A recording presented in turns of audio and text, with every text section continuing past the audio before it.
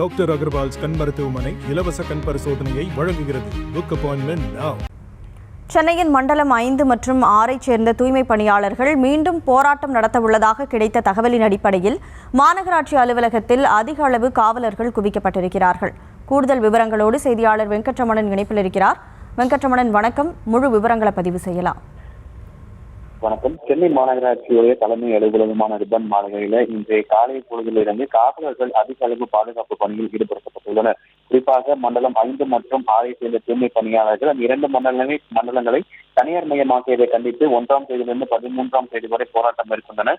நீதிமன்றம் உத்தரவு அடிப்படையில் அவர்கள் அப்புறப்படுத்தப்பட்ட நிலையில மீண்டும் அவர்கள் மாநகராட்சி அலுவலகம் முன்பாக போராட்டம் நடத்துவார்கள் என்ற தகவலின் அடிப்படையில் இன்றைய தினம் காவல்துறை அதிக அளவு பாதுகாப்பு பணியில் ஈடுபட்டிருக்கிறார்கள். குறிப்பாக ரிப்பன் மாளிகையில் இருக்கக்கூடிய ஒவ்வொரு நுழைவாயில்களிலுமே தடுப்புகளை அமைத்து காவல்துறை பாதுகாப்பு பணியில் ஈடுபட்டுக் கொண்டிருக்கிறார்கள்.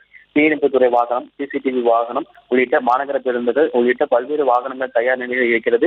தூய்மை பணியாளர்கள் போராட வரும்பொழுது அவர்களை கைது செய்ய காவல்துறையினர் தற்போது ரிப்பன் மாளிகை முன்பாக அதிக அளவு குவிக்கப்பட்டிருக்கிறார்கள்.